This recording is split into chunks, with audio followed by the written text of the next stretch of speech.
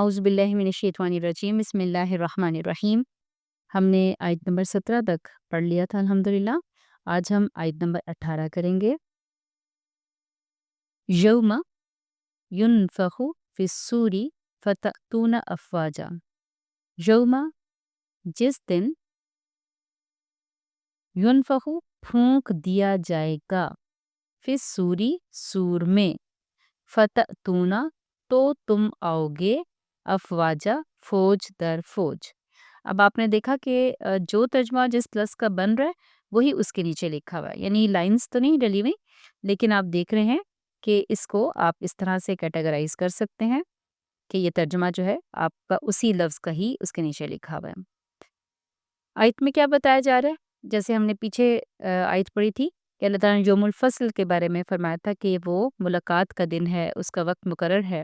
اب اس دن کیا ہوگا، یا جب قیامت آئے گی تو کیا کس طرح سے سب چیزیں ختم ہوگی، تو اس کا ذکر ہے ان آیات کے اندر۔ یوم جس دن، یعنی مراد ہے قیامت کا دن، ینفخو پھونک دیا جائے گا۔ پھونک دیا جائے گا کہ جملے کے پیٹرن سے آپ کو یہ بات سمجھ آ رہی ہے کہ یہاں پر کون پھونکے گا اس کا ذکر نہیں ہے، بلکہ کیا بتائے گا کہ پھونک دیا جائے گا۔ نفخا اس کا روٹ ورڈ ہے نون، فے اور خے، نفخا۔ نفخا کا مطلب ہوتا ہے کہ کسی چیز کے اندر پھونک مارنا۔ اب کس چیز میں پھونک ماری جائے گی؟ فی سوری، سور میں۔ سور اس کا بھی روٹ ورڈ سواد واؤ رے ہے، اور اسی سے ہم دیکھتے ہیں کہ اردو میں ہم صورت اور تصویر کا لفظ استعمال کرتے ہیں، جس کا مطلب ہوتا ہے کوئی شکل، یعنی شیپڈ چیز، جس کی کوئی شیپ ہو، کوئی شکل ہو، اس کے لیے سور کا لفظ آتا ہے۔ اور اس کا مطلب ہے کہ کوئی خاص چیز ہے جس کو اردو میں بگل بھی کہا جاتا ہے۔ کوئی ایسی ناکور کا لفظ بھی اس کے لیے آتا ہے کہ جس میں پھونک ماری جائے گی۔ اب ہم جب اس کو ویژولائز کرتے ہیں اپنے ذہن میں تو لگتا ہے کہ جیسے کوئی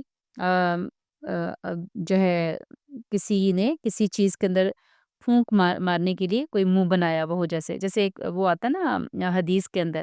حدیث میں یہ بات بتائی گئی ہے کہ ایک فرشتہ جو ہے جو اس کام کے لیے مقرر ہے کہ وہ پھونک مارے سور میں، وہ اپنا منہ بالکل گول بنا کے بیٹھا ہوا ہے، اور اللہ کے حکم کے انتظار میں، یعنی سور بھی اس کے سامنے ہے اور وہ اس کے اندر پھونک کے لیے منہ بھی بنا کے بیٹھا ہوا ہے، صرف اللہ کے حکم کا انتظار کر رہے کہ وہ جب آئے گا تو وہ سور میں پھونک مار دے گا۔ اور اسی لیے ہم کہتے ہیں کہ قیامت کا آنا پلک جھپکنے جتنا ہے۔ تو یہ بات یہاں پر ہمیں سمجھ آتی ہے، لیکن ذہن میں جو تصویر بنتی ہے جیسے کوئی عام سی تصویر، لیکن آپ سوچئے کہ ایک ایک فرشتہ جس کے بارے میں آتا ہے، حضرت جبرائیل علیہ السلام کو آپ نے دیکھا تو وہ ان کی اصل شکل میں آپ نے جب دیکھا تو وہ پورے آسمان کے اوپر ان کے 600 پر پھیلے ہوئے تھے، اور تا حد نگاہ وہ وہی نظر آ رہے تھے، کچھ اور آسمان پہ نظر نہیں آ رہا تھا۔ تو اب کتنا بڑا فرشتہ ہے اور کتنا بڑا سور ہے، اتنا بڑا سور ہے کہ اس کی آواز کائنات میں ہر جگہ چلی جائے گی اور ہر چیز ہی پھر تہس نہس ہو جائے گی۔ تو یہ کوئی بہت بڑی چیز ہے، ہم اس کو تصور نہیں کر سکتے۔ اب یہ جب معاملہ ہوگا تو کیا ہوگا؟ فتأتونا تو تم آؤ گے۔ اس کا روٹ ورڈ ہوتا ہے الف تے یہ، اور اس کو عطیہ اس طرح سے لکھتے ہیں اور عطا لکھ دیتے ہیں، اس کو ملا کر جب ایسے بولتے ہیں تو عطا، اس کا مطلب ہوتا ہے آنا، آنے کے لیے لفظ استعمال ہوتا ہے۔ اور یہاں پہ فا ایک حرف لگا ہوا ہے جس کا مطلب ہے پس یا تو۔ تأتونا جمع کا صیغہ ہے، تم آؤ گے یعنی تم سب لوگ آ جاؤ گے۔ کیسے؟ افواجا، فوج در فوج۔ فوج کا لفظ آپ اس کے اندر ہی چھپا ہوا دیکھ رہے ہیں، فوج ہی اس کا روٹ ورڈ بھی ہے، فے واؤ جیم۔ اور فوج در فوج کیوں آؤ گے؟ اس کے دو تین مطلب ہیں۔ ایک تو یہ کہ جب قیامت کے بعد میدان حشر قائم ہوگا اور قبروں سے لوگ اٹھیں گے تو اس وقت جیسے ہر ایرا کا جو گروہ ہے، اپنے ٹائم پیریڈ کے لحاظ سے آنے اور جانے والے لوگ وہ اپنے حساب سے قبروں سے وہ گروہ در گروہ اٹھتے چلے جائیں گے، قیامت تک کے لوگ اپنی اپنی باری پہ اٹھتے چلے جائیں گے۔ اور پھر دوسرا یہ بھی مطلب ہے کہ اتنی زیادہ تعداد ہوگی کہ جیسے کہ غول کے غول آ رہے ہیں، کیونکہ غول کے میننگ میں بھی فوج کا لفظ آتا ہے کہ لا تعداد لوگ نکلتے چلے جائیں گے قبروں سے۔ اور تیسرا مطلب یہ ہے کہ ان کی بھی پھر گروہ بندی ہوئی ہوگی، اور وہ اللہ کی طرف سے سسٹمیٹیکلی خود ہی ہو جائے گی، چونکہ کچھ روایات ہمیں اس میں بتاتی ہیں کہ جب لوگ قبروں سے نکلیں گے تو ایک ہانکنے والا ان کو ہانک رہا ہوگا اور وہ بھاگتے چلے جا رہے ہیں۔ اب کسی کو پتہ نہیں ہے کہ وہ کس طرف بھاگ رہا ہے، لیکن وہ اپنے حساب سے، اپنے اعمال کے حساب سے اس جگہ پہنچ جائے گا۔ جو دائیں ہاتھ والے لوگ ہیں، نیک لوگ ہیں، وہ فرشتے کی پکار پر چلتے چلتے، بھاگتے بھاگتے وہ اس سائڈ پہ خود بخود چلے جائیں گے جو دائیں سائڈ ہے اور جو نیکوکار والی سائڈ ہے۔ بائیں سائڈ والے لوگ، ان کے گروہ الگ ہو کے اس سائڈ پہ چلے جائیں گے اور وہ ان کی بالکل ایک الگ سے کیٹیگری بن جائے گی۔ اور پھر آپ دیکھیں ویسے بھی جو مختلف اعمال کرنے والے ہیں، جیسے شراب نوشی کرنے والے، چور چکار، اسی طرح سے زنا کرنے والے، بے حیائی پھیلانے والے، اس حساب سے بھی لوگوں کو کیٹیگرائز کیا جائے گا۔ اور یہ ساری باتیں ہمیں قرآن پاک کی آیات سے ہی پتہ چلتی ہیں کہ یہ گروہ بندی کس کس لحاظ سے ہوگی۔ تو یہاں پر یہ فرمایا گیا۔ پھر آسمان کے متعلق کیا بتائے گا کہ وَفُتِحَتِ السَّمَاءُ فَكَانَتْ أَبْوَابًا، آسمان کو کھول دیا جائے گا تو وہ کیا ہو جائے گا؟ وہ دروازے دروازے بن جائے گا۔ فتحت، کھول دیا جائے گا۔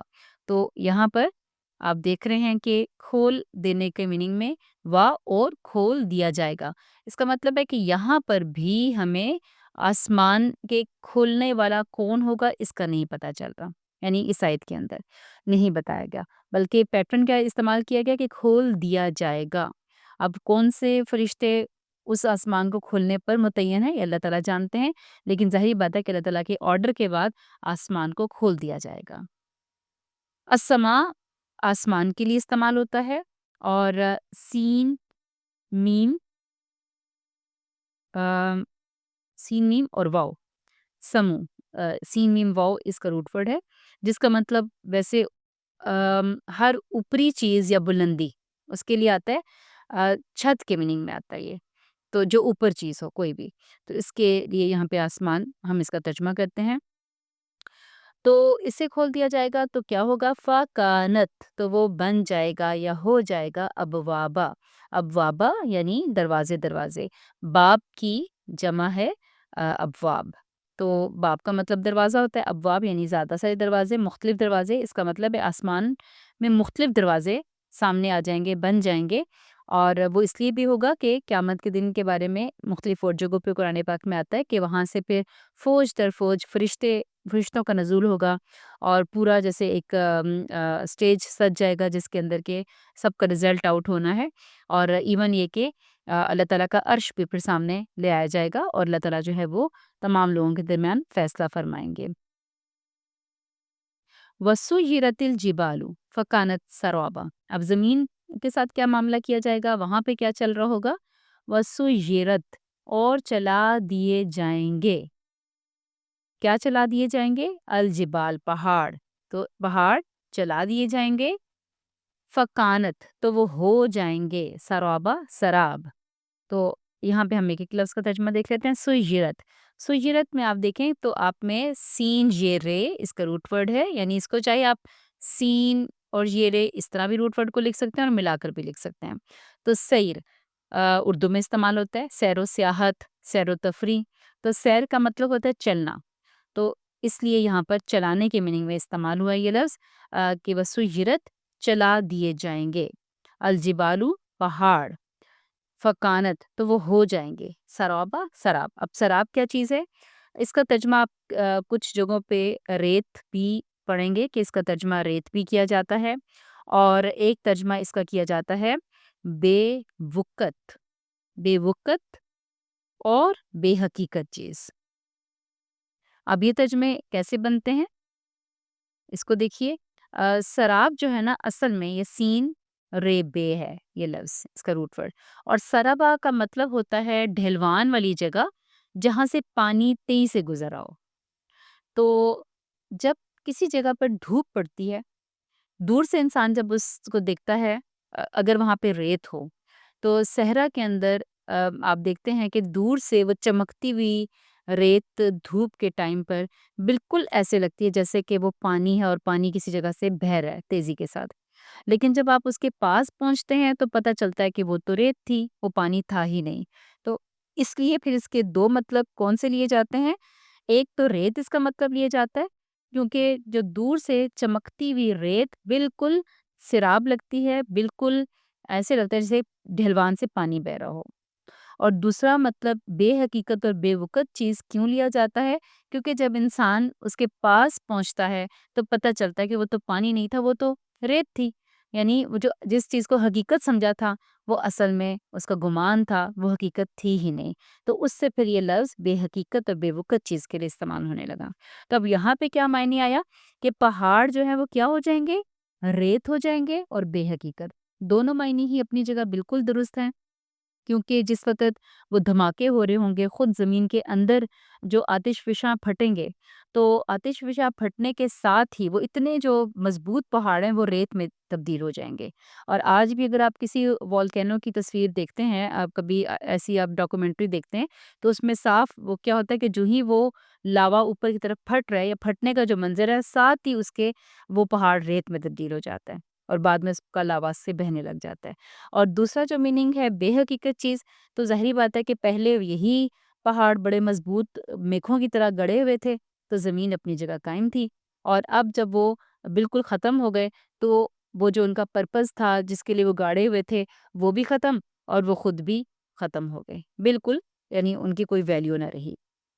اب اگر آپ اس سین کو دیکھیں تھوڑا سا، کہ جب پہاڑ پہلے گاڑے ہوئے تھے تو زمین ایک مضبوط اپنی جگہ جمی ہوئی ہے، لائف اس کے اوپر چل رہی ہے، لیکن جس صرف یہ پہاڑوں کو اپنی جگہ سے ہلانے کے ساتھ ہی کیا مناظر پیش ہوں گے کہ آپ دیکھیے کہ اس کو اگر آپ ویژولائز کرنا چاہیں تو یوں سمجھے کہ گاڑی ہوئی چیز کو جب نکالتے ہیں تو کیا ہوتا ہے، جیسے ایک بہت بڑا بال ہوتا ہے، اکثر جو جم بالز ہوتے ہیں اس کے اندر جب پمپ سے ہوا بھر دی جاتی ہے تو اس کے اوپر ایک ہول ہوتا ہے، سوراخ ہوتا ہے، اس کے اندر آپ اس کی پن ڈال دیتے ہیں، تو اب کیا ہوتا ہے، آپ وہ بال اپنی جگہ قائم ہوتا ہے، آپ اسے کھیل رہے ہوتے ہیں، لیکن جو ہی آپ اس پن کو نکال دیتے ہیں تو تھوڑی ہی دیر میں وہ ساری ہوا نکل جاتی ہے اور بال آپس میں چپک جاتا ہے، ختم۔ اور جو ہی چپک جاتا ہے تو چپکنے کا مطلب کیا کہ اس نے اپنے اندر کی ساری ہوا باہر نکال دی۔ تو سیم زمین سے پہاڑ جو میخیں ہیں جب وہ نکال دی جائیں گی ختم، تو اب کیا ہے، زمین اندر سے چپک گئی، اور چپکنے کے ساتھ اس نے اپنے اندر کے سارے جو کچھ اس زمین کے اندر مائنز تھیں، جو کچھ تھا وہ سب نکال کے باہر نکل آئے گا، چپک گئی نا، تو سارا کچھ باہر نکل آیا۔ تو اسی کو اللہ تعالیٰ سورہ زلزال میں بیان کرتے ہیں کہ جس وقت زمین اپنے خزانے اگل دے گی، یہ وہی چیزیں، وہی معدنیات، وہی مائنز، وہی سونا چاندی، جواہرات، جن کے لیے لوگ لڑتے تھے، جس کے لیے لوگوں نے قتل و غارت کی، قومیں آپس میں لڑی، تو یہ ان سب کی حقیقت اللہ تعالیٰ سامنے لے آئیں گے۔ اور دوسرا معنی آپ دیکھیے کہ جو بے حقیقت چیز کا، اب آپ سوچئے کہ جس وقت پہاڑوں کا ایک فنکشن اللہ تعالیٰ نے پیچھے ہی بتایا کہ یہ پہاڑ جو ہے اوتادہ ہیں، میخیں ہیں، اور تاکہ زمین جو ہے وہ کسی طرف ڈھلک نہ جائے، تو جب میخیں نکل گی تو اس کا مطلب کیا ہوا، زمین تو ڈھلک جائے گی۔ زمین جب ڈھلکے گی تو صرف ڈھلکے گی نہیں، بلکہ کسی اور ستارے سے، سیارے سے ٹکرا جائے گی، تو تباہی، مکمل تباہی اس زمین کی ہو جائے گی، صرف یہ آ، پہاڑوں کے چلانے یا پہاڑوں کے ختم کرنے سے یہ سب ہو جائے۔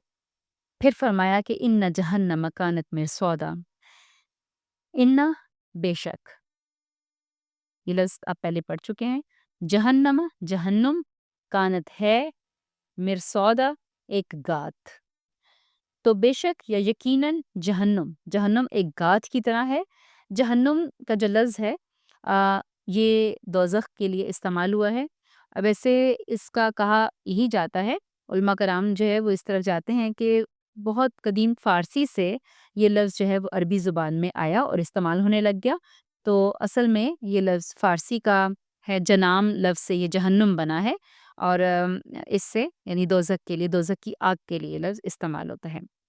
کانت ہے مرصادا، مرصاد، مرصاد کا جو لفظی یعنی اس کا جو روٹ ورڈ ہے وہ کیا ہے، رے، سواد اور دال، روسادا، روسادا، رسد کا لفظ ہم اردو میں بھی استعمال کرتے ہیں، رسد گاہیں، آپ نے سنا ہوگا یہ لفظ، تو رسدا کا مطلب گھات کیسے ہے، آ، یعنی کوئی ایسی چیز یا کوئی ایسا انسان جو خود تو کسی اوٹ میں چھپا ہوا بیٹھا ہو لیکن کسی دوسری چیز کو واچ کر رہا ہو، یعنی چھپا ہوا ہونا اور پلس کسی کو واچ کرنا، اس کے لیے یہ لفظ رسد استعمال ہوتا ہے۔ تو فوج کے لیے بھی جو رسد گاہوں کا لفظ استعمال ہوتا ہے، مورچہ بندی کے لیے، مورچوں کے لیے یہ لفظ استعمال ہوتا ہے، اور اسی طرح سے اب یہاں پر جہنم کے لیے لفظ استعمال ہوا کہ وہ گھات میں ہے، یعنی خود چھپی ہوئی ہے لیکن وہ گھات میں ہے، دیکھ رہی ہے، واچ کر رہی ہے، اس کو نظر آتا ہے۔ اگر آپ قرآن پاک کو دیکھیں نا تو اس کے اندر جہنم کا جو ڈسکرپشن ملتا ہے ہمیں، وہ یوں لگتا ہے جیسے کوئی لیونگ تھنگ ہے جو کہ کبھی تو گھات میں ہے، گھات میں وہی ہوتا ہے نا جو دیکھ سن رہا ہو، اور اسی طرح سے اس کو غصہ بھی آتا ہے، جیسے سورہ ملک میں ہے کہ گویا ایسا ہے کہ وہ غصے سے پھٹ پڑے گی، اتنا غصہ اس کو جہنمیوں کو دیکھ کے آئے گا کہ یہ لوگ وہ اللہ کے نافرمان ہیں، اور وہ اتنی غصے میں ہوگی جو گویا کہ وہ پھٹ پڑے گی۔ کبھی آتا ہے قرآن پاک میں کہ وہ چیز کر رہی ہوگی، اور جو جہاں جہاں وہ میدان حشر میں ان لوگوں کو دیکھے گی جو کہ جہنم میں جانے والے ہیں، ان کو خود ہی وہ پہلے ہی لپٹ کے اپنے اندر سمو لے گی۔ تو ایک خوف سا بھی آتا ہے نا، جیسے آپ دیکھیں کہ کوئی بہت ایسا خوفناک خونخوار جانور ہو اور وہ کھلا چھوڑ دیا جائے، تو پھر وہ ظاہری بات ہے کہ انسان کے لیے انتہائی بڑا خطرہ ہوتا ہے۔ تو جہنم جو ہے وہ اس وقت آپ دیکھیں کہ وہ اتنی زیادہ خوفناک اور ایک لیونگ تھنگ کے لحاظ سے ہوگی کہ جس کو دیکھ کے سب ڈر رہے ہوں گے کہ وہ کدھر اس میں چلے نہ جائیں۔ تو یہاں پر ہمیں ایک اس کی ڈسکرپشن اس طرح سے ملتی ہے۔ تو یہ آیات آج کے لیے اتنی کافی ہیں، انشاءاللہ باقی آیات ہم کل پڑھیں گے۔ لیکن یہاں میں ایک دو پوائنٹس کو کلیئر کر دینا چاہتی ہوں۔ وہ یہ کہ آپ دیکھیں کہ اللہ تعالیٰ نے ان ساری آیات کے اندر، آپ جتنی بھی آیات دیکھ رہے ہیں ان کے اندر اللہ تعالیٰ نے جو صیغے استعمال کیے ہیں وہ پیسیو وائز استعمال کیے ہیں۔ پیسیو وائز سے مراد کے فائل کا، کام کرنے والے کا ذکر نہیں ہے ہمیں ملتا۔ آپ اگر یہاں سے یہ آیات کو دیکھیں تو ینفخو، سور پھونک دیا جائے گا، یعنی کہ پھونکنے والے کا یہاں ذکر نہیں ملتا، بلکہ کیا مل رہا ہے کہ پھونک دیا جائے گا۔ اسی طرح سے آپ پھر اس سے اگلی آیت کو دیکھیں تو کیا کہا گیا کہ فتحت، کھول دیا جائے گا، کھولنے والے کا ذکر نہیں ہے۔ پھر اسی طرح سے آگے اگلی آیات کو آپ دیکھتے ہیں تو سجرت الجبال، کہ چلا دیے جائیں گے پہاڑ۔ اب یہ پیٹرن جو ہے نا، اس کے اندر بہت بڑا میسج ہے۔ وہ میسج کیا ہے کہ دنیا میں یہ سارے کام تم ہوتے دیکھ رہے تھے کہ کرنے والے کا، کرنے والا چھپا ہوا تھا لیکن اس کے کارنامے سامنے تھے۔ سورج روز نکالا جا رہا ہے، روز دن چڑھتا ہے، روز رات لائی جا رہی ہے، روزانہ کائنات کے سارے کام اسی طرح سے ہوتے چلے جا رہے ہیں، ایک سسٹم چلتا چلا جا رہا ہے۔ تو کیا میسج نہیں ہے اس چیز میں کہ اس کا کوئی کرنے والا بھی تھا؟ لیکن دنیا میں تو تم نے اس کرنے والے کو پہچانا ہی نہیں، اس کو مانا ہی نہیں کہ وہ کوئی کرنے والا موجود ہے۔ تو اسی طرح سیم قیامت کے دن بھی یہ سارے کام ہو رہے ہوں گے، لیکن فی الحال ان آیات میں فائل کا ذکر کرنے والے کا نام نہیں لیا گیا کہ وہ کون کر رہا ہوگا یہ سب۔ اور لیکن قیامت کے دن تم بڑے آنکھیں کھولنے والے بن جاؤ گے، اس وقت تمہیں ساری حقیقت پتہ ہوگی کہ کرنے والا کون ہے اور کیسے یہ سب تباہ ہوا، کیسے دوبارہ سے میدان حشر قائم ہوا اور دوبارہ سے سب اللہ کے سامنے کھڑے ہیں۔ تو یہاں پر ان آیات کے اندر اس پیٹرن میں بہت بڑا میسج ہے ہمارے لیے کہ آج چاہے کرنے والا ہمارے سامنے موجود نہیں ہے، ہم پھر بھی اس کو مانیں اور اس کو ایک مانیں اور اس کی بات بھی مانیں۔ دوسرا، میں تھوڑا سا اس چیز کو، چونکہ ترجمہ آپ نے یاد بھی کرنا ہوتا ہے تو بعضوں کا انسان کو مشکل لگ رہا ہوتا ہے کہ اب وہ کیا کرے، تو میں آپ کو انشاءاللہ تھوڑی تھوڑی ہنٹس ایسی دوں گی جو آپ کو ترجمہ یاد کرنے میں آسانی پیدا کریں گی۔ تو ان آیات کو اگر آپ دیکھیں تو یہاں پر آپ کو ینفخ کا لفظ جو نظر آ رہا ہے، آپ دیکھ رہے ہیں، تو اس کے اوپر آپ کو ایک پیش نظر آ رہی ہے۔ اسی طرح سے آپ یہ جو اگلی آیت میں جاتے ہیں تو یہاں پہ فتحت کے اوپر بھی آپ کو ایک پیش نظر آ رہی ہے۔ سیم آپ جب اگلی آیت پہ جاتے ہیں تو سیرت کے اندر بھی آپ کو ایک پیش نظر آ رہی ہے۔ تو جہاں پر آپ شروع میں پیش دیکھیں تو اس میں آپ کا ذہن اس طرف جانا چاہیے کہ یہاں پر کام کرنے والے کا ذکر نہیں ہوگا، فائل کا ذکر نہیں ہوگا، لہٰذا آپ جب آپ اس کا ترجمہ کریں گے تو آپ کس طرح کریں گے؟ لائک چلا دیے جائیں گے، یعنی چلانے والے کا ذکر موجود نہیں ہے، وہ چلا دے گا، اللہ پہاڑوں کو چلا دے گا، یہ ترجمہ نہیں ہوگا، یا چلا دے گا وہ پہاڑوں کو، نہیں، وہ کھول دے گا آسمان کے دروازے، نہیں، یہ ترجمہ نہیں، بلکہ کر دیے جائیں گے، کر دیا جائے گا یا کر دیا گیا، یعنی یا ماضی میں یا مستقبل میں کوئی بھی ترجمہ جب آپ کریں گے تو اس کے اندر فاعل کو نکال دیں گے، کام کرنے والے کو نکال دیں گے، سبجیکٹ کو نکال دیں گے، ٹھیک ہے؟ تو یہ پیش والے جو الفاظ آپ کو جہاں نظر آئیں گے وہاں پر عموماً ترجمہ آپ یہی کرنے کی کوشش کریں۔ چند اور وجوہات کی بنا پر بھی یہ پیش آ جاتی ہوتی ہے، لیکن وہ انشاءاللہ آپ ساتھ ساتھ سیکھیں گے آہستہ آہستہ۔ تو یہاں پہ ہم اپنا لیسن مکمل کرتے ہیں۔ سبحانک اللہم و بحمدک، نشہد ان لا الہ الا انت، نستغفرک و نتوب الیک۔ السلام علیکم و رحمۃ اللہ وبرکاتہ۔